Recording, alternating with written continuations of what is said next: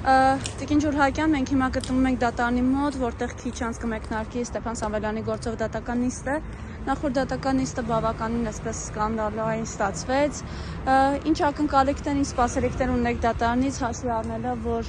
պարոն Սամվելյանը իրապես ծանր վիճակում է առողջական եւ բարեբուն իմաստով իր կյանքը ըստ էության կախված է նաեւ հենց այսօրվա որոշումից, ինչ կլինի հետագայում։ Այսօրվա որոշումը շատ կարևոր է,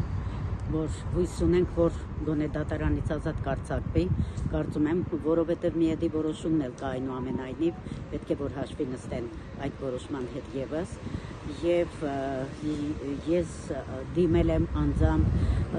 մարդու իրավունքների պաշտպանին, խնդրել եմ, որ իրենց միջամտությունը լինի, օգնեն, որպեսզի այդ մարդը դուրս բերվի դատարանի դահլիճից։ Կարծում եմ, հույս ունեմ, որ անպայման դա տեղի կունենա։ Այս ամենը, որ իրականացվում է Ստեփան Սամվելյանի մյուսների նկատմամբ, ինչի դրսևորում է։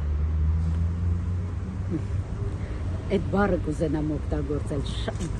վատ բառ է, բայց պիտի ասեմ։ Բեսպրիձել։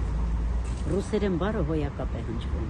Բեսպրիձելի վերևից հրահանգներ ստանալու,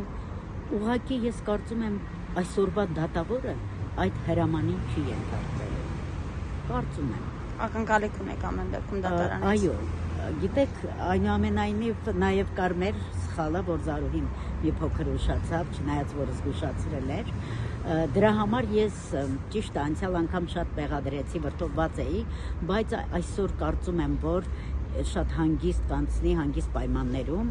եւ ինքը ողջամիտ որոշում կկայացնի։ Նախ ի սկզբանե պարոն Սամվելյանին կալանքի տանելը պարզ էր, որ ինչպես Տիկին Փոստանջյանն է պնդում, մարդուն բարեբուն իմաստով մահվան են տանում, խնդրեմ այս մասով։